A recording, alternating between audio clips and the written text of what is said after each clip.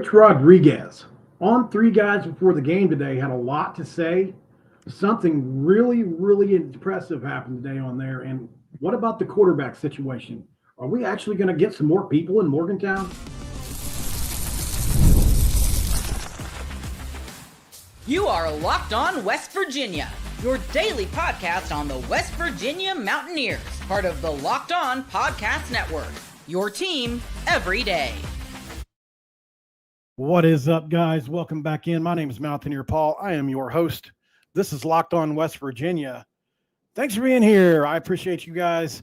Going to be brought to you by Game Time. Tonight's episode is brought to you by Game Time. Download the app, create an account, and use code Locked On College for $20 off your first purchase, and they'll do the rest.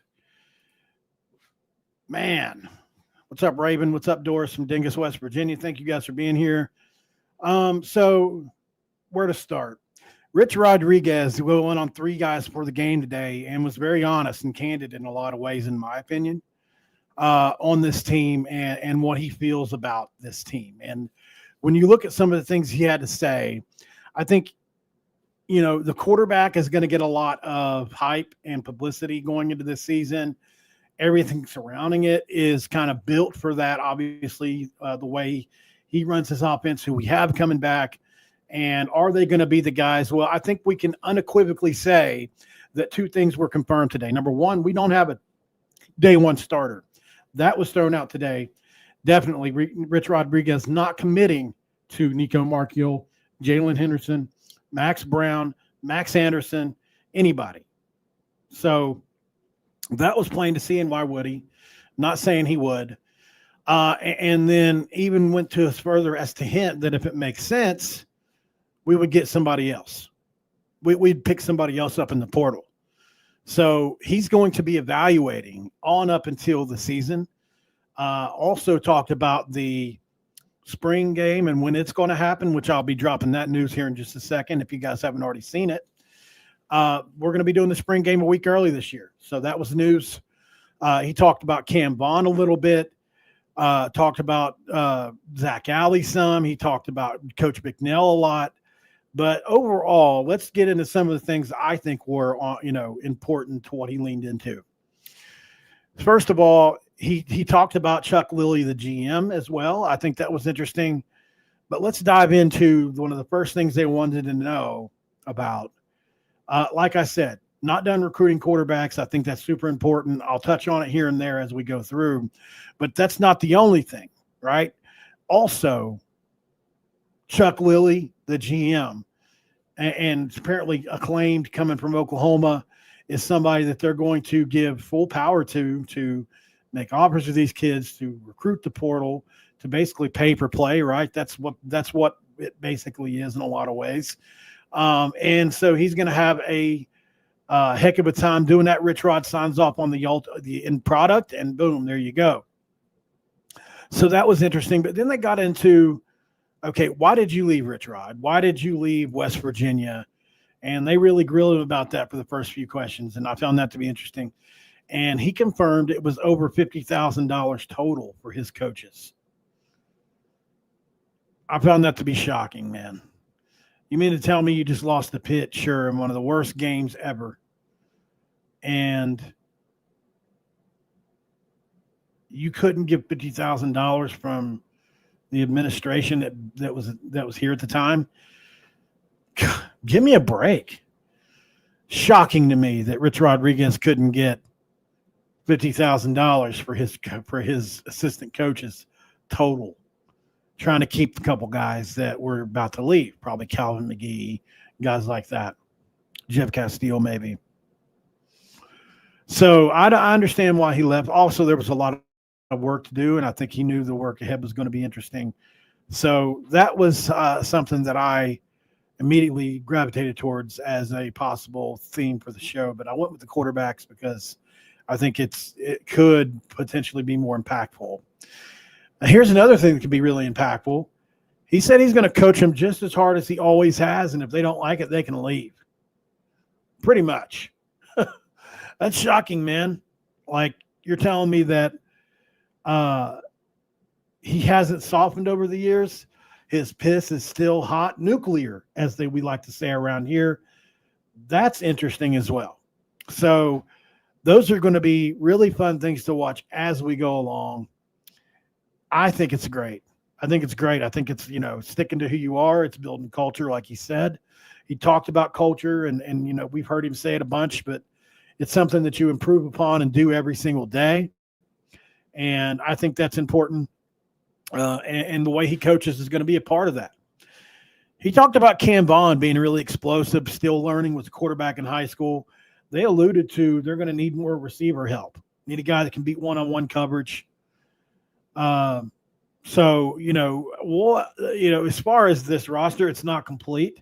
They're going to bring in more guys after the spring. They're also April 5th is going to be the spring game, which I thought was shocking that he dropped that news on there today. April 5th is going to be the spring game. And why is it a week early? Because of the portal. They want to give themselves an extra week for kids to decide if they want to stay or go. Or maybe they need to push some guys out of the door because they're going to know after spring what's up. And then it also gives you a chance to recalibrate and bring people in. Absolutely. Yes, Chef. Defense is not fast enough, per Rich Rodriguez. Defense is not physical enough, per Rich Rodriguez. Watching tape, we weren't fast enough, we weren't physical enough. But we were told we were all offseason, so that's unfortunate. At least Rich Rod was honest with us about it, and we didn't get BS like we did from Jordan Leslie at times. Just my opinion.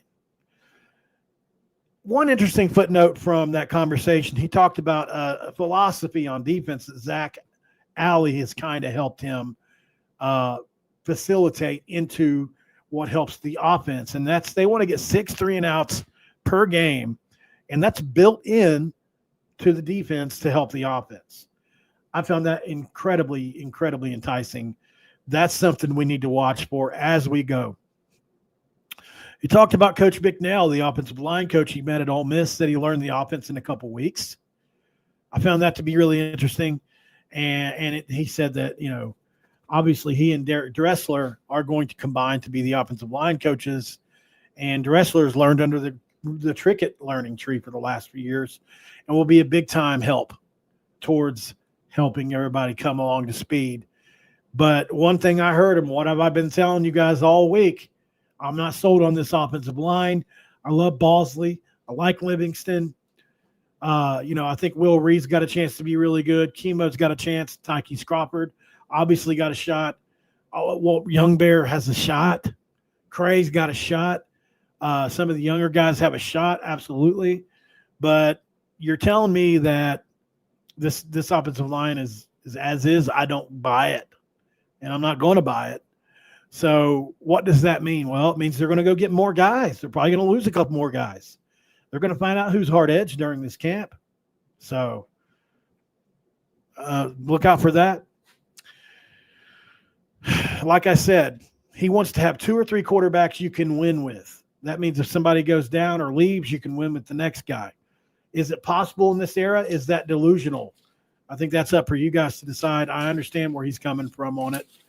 And like I said, are those guys on the roster? It's a fair question. I certainly think 2 are. I think Scotty Fox will be, but is he going to be ready this year? I don't know. Up next on Locked On West Virginia, he had a lot of good things to say about Aaron Baker, man. Like, their relationship must be skyrocketing right now. Stick around. We'll talk about that next on Locked On West Virginia. Stick around. And this episode of Locked On West Virginia is brought to you by Game Time. Attending NFL playoff games is an experience like no other. And we all know we love Game Time. The energy, excitement, and connection with other fans is unmatched. I remember the thrill of my favorite team seeing them clinch a playoff game live. It's a memory I'll never forget. Pittsburgh Steelers, if you want to know too much. This year, Game Time makes it even easier to create those unforgettable moments with their new feature, Game Time Picks. It filters out the fluff to show you only incredible deals on great seats so you can focus on what matters, and that's being there. Duh. I use Game Time Picks to grab tickets for an upcoming playoff game, and couldn't have been easier, guys. I found a super deal that gave me incredible value on amazing seats, and I could even preview my spot from before buying. The all-in pricing is a game changer, no doubt. No surprise fees at checkout. Plus, knowing my tickets are backed by the game time guarantee gave me complete peace of mind, making it the most flexible in the ticketing industry. Curated deals make it easier to find great prices on great seats, on-time ticket delivery, lowest price guarantee, event cancellation, job loss protection, etc. Take the guesswork out of buying tickets with Game Time. Download the Game Time app, create an account, and use code LOCKEDONCollege for $20 off your first purchase. Terms apply. But you got to create that account, redeem the code LOCKEDONCOLLEGE and for $20 off that purchase, and download the Game Time app to get last-minute tickets, lowest prices, guaranteed, and ask yourself the question of questions. What time is it? It's game time.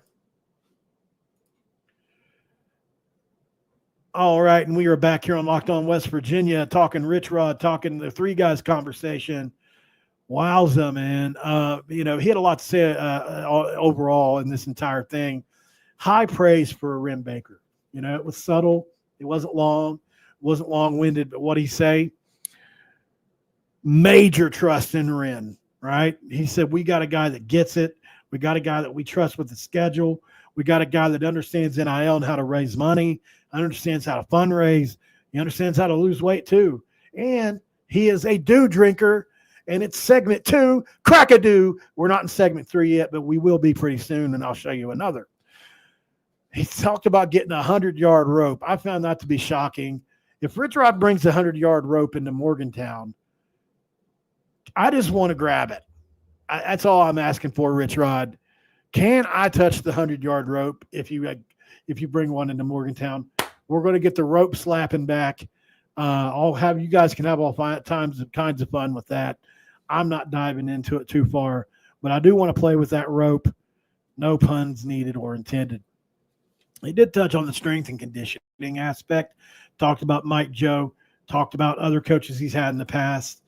Barwis, Coach Barwis, which is if you listen to one of his more legendary speeches, he starts out by saying, "Thank you, Coach Barwis," who was the strength coach during the golden days. And he talked about our facilities and everything we had there that's been so impressive. And that's around the time he dropped the spring game announcement for April 5th. I found that to be super interesting. It shows that they're trying to be proactive and not reactive. And I think this staff is in a great spot, man, to really capitalize on the portal and the Corona era. Another change is they're going to be doing afternoon practices. I found that to be, certainly a decision. I understand why it's cold in West Virginia this time of year. So during the spring, at least, afternoon practices. Now in the summer, I'm sure it matters a little less. You also talk about the NIL just a little bit. They touched on it. He said we've been helped by some friends, Ken Kendrick, Pat McAfee, others. Thank you guys for getting us through. If you haven't noticed, Pat McAfee is basically splattered everywhere. Most every kid on the team had an NIL deal with him. Thanks to Pat McAfee, man. He's really invested heavily in the program. And that's getting us through to revenue sharing era when we can kind of back off NIL just a little bit. So he talked about roster management, evaluating players, and evaluating staff. I found this to be a super interesting portion of the discussion. So here's what Chuck Lilly is going to do as a GM for us. Richrod signs off on it at the end, but his entire basically it was succinct, but you could kind of flesh it out. Roster management, evaluating players, which is obvious, which is the same thing that Nelson Hernandez does. But another thing that he mentioned was, and I think this is a great move by Richrod to approve this. How do you know how your guys are recruiting? How do you know if a guy's good at recruiting? How do people figure that out? Well, you watch who they recruit or you watch how they recruit, right? Same thing with the portal. It's still recruiting. And Chuck Lilly is going to evaluate the coaching staff and really keep an eye on how they recruit. And they're going to kind of, fix that from within or give suggestions or maybe in some cases pull people off the jobs or areas, maybe switch people areas. Maybe you get a bad relationship with the coach in this area or whatever. I found that was interesting. Now in the portal, that's not going to matter as much, but he's going to manage all that. So a lot on Chuck Lilly's plate coming from Oklahoma. And then the slogan, which I found to be hilarious, Richrod had to say, he said he has a buddy that owns a car lot, one low price. Richrod has a slogan for portal people, one fair price. So I thought that was interesting. He said he wants to be able to reward success. And so bringing players in on one fair price, what that'll allow you to do is when somebody plays well, you can reward them down the line. If you give a quarterback, like he said, 17% of your cap, how are you supposed to reward that player if he plays well down the line? And you're already totally invested if he doesn't play well. I understand the thought process, and we'll see how it works. I think it's sort of an old school thought, but hopefully we get some guardrails that help us kind of get there. Let's go. Let's see here. What else do we have here? I like what he called the model. It's a scripted cap. So what that means is Richrod is the way they have things set up is positionally there is just like in the NFL, there is people can change, lower, raise the bar on it, but generally there's a market cap or max, or what they call the max and minimum for certain things. And we're going to have that on our specific roster. The left tackle makes $200,000. The right guard makes $150,000. The quarterback makes $500,000, whatever. And then you just try to find kids that fit those parameters. I think that's a really interesting way to do it. We'll see how it works out. I think it's a great way to certainly strengthen the entire of the team and not have just one top-heavy team. But hopefully it works out, man. He doubled down on the got to get faster part of that, and take that for what you will. I think looking at it, man, I certainly agree. I think we've done a lot to get there, but there is a lot to still get. I think there's a lot that we need to still bring in. Definitely, I think we need still some help at linebacker. I do think we need a one-on-one receiver, like you said. I think we need another tackle and another guard, at least, maybe a center. If you don't believe in Livingston, I do. I think we're good at running back. Maybe, I don't think we need anybody else there personally. I could see us going after one more quarterback if it makes sense. It's a really special case, possibly. And then on defense, like I said, I think, defensive end is a little bit thin. Corner is a little thin. There is, we need more players. Absolutely. So don't be surprised if we don't pick up another, who knows, man, maybe 7, 8, 10, 12 guys come spring. So, and we could lose as many next to coming spring if people don't like the hard edge thing. So it'll be fun to find out and really flesh this whole thing out. And he also reiterated one more time that offensive line is a big concern. So I guess that's what you get with Richrod, man. He's extremely honest. He also said, hey, look, I'll come back after, spring football practice 3, 4 and tell you exactly where we're at. Because he's going to want that narrative out there. He's not going to set people up for failure. If we're really good, he's going to say it. If we're really bad, he's probably going to say it. Up next on Locked On West Virginia, is Wyatt Milum the best tackle in the draft? Because he's been billed as one of them at least. Let's talk about that up next.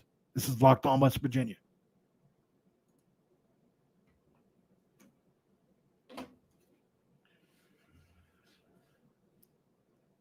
All right, this is Locked On West Virginia. We are back in segment 3 where we crack a Dr. P today. Boom. Like I was telling you guys, certainly interesting to see what was said about Wyatt Milum. And Max Chadwick had something to say about that today. I read an article, I think it might have been Golden Blue Zone, but they talked about,